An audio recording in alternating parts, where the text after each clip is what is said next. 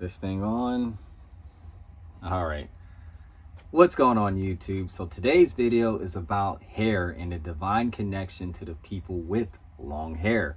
Now, last night I had a dream where I woke up, my heart was pounding, I had an anxiety attack because I thought I cut my hair. Like in my dream, I cut my hair. And within that dream, I'm telling myself, please tell me this is a dream and I'm going to wake up. Please tell me this is all just a nightmare and I'm going to wake up. And I did wake up, thank goodness, and my girlfriend was like, what's wrong? I was like, I cut my hair. She was like, within a second, she just interpreted the dream as don't do anything impulsive with your day. And I was like, okay, noted. So I posted a video after seeing Now Choppa, whatever his name is, he cut his locks out. And that was the first video that I saw after that dream. I get on TikTok and I see that and I'm like, huh.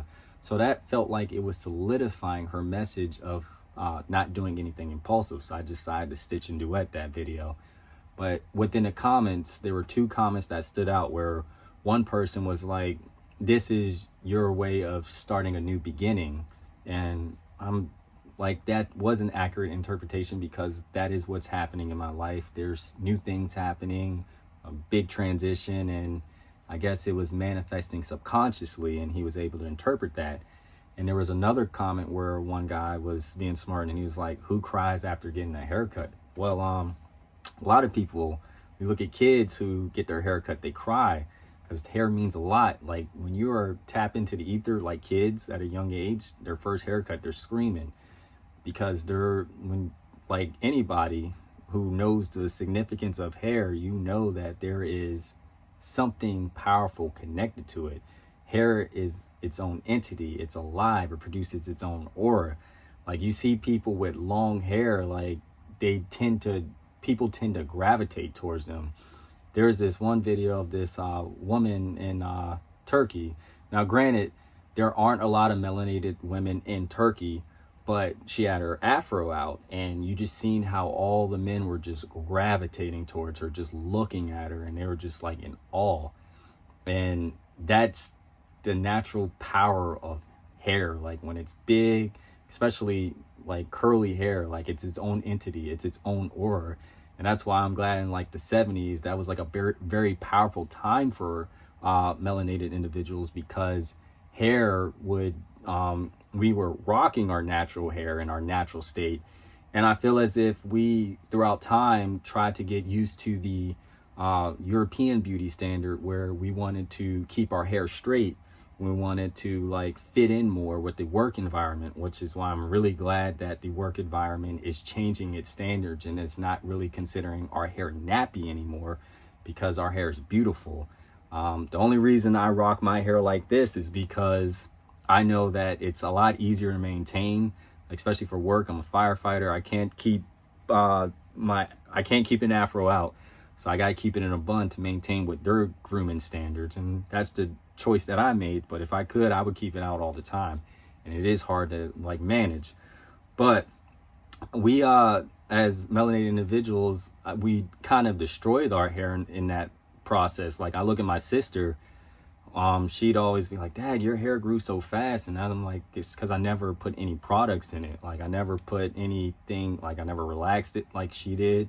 So she did the big chop. And that's why it's okay for like women to chop their hair sometimes and get a restart, because hair contains good energy and bad energy. And if you feel like you need to restart, then that's the way to go, you know, after you damaged it or if you got out of a long breakup.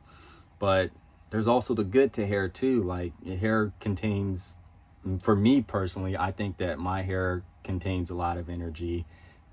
I feel like my spiritual journey started as I was growing my hair, and the longer I look at it as like the longer my hair grows, the more information and knowledge I obtain. So to me, it's more of a collection. Now, don't get me wrong, I do get my ends cut because that helps the growth, but I feel like this is a representation of my own personal journey, and I like to maintain that energy. But you look at, what is it? Samson and Delilah, like I can relate to that because I feel like I have strength when it comes to my hair, like strength, knowledge, wisdom with hair. Like Delilah cut Samson's hair and he lost all of his strength.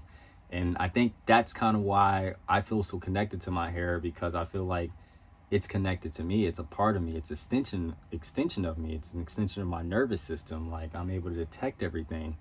So that's my little rant for tonight about hair. Hope you all enjoyed it.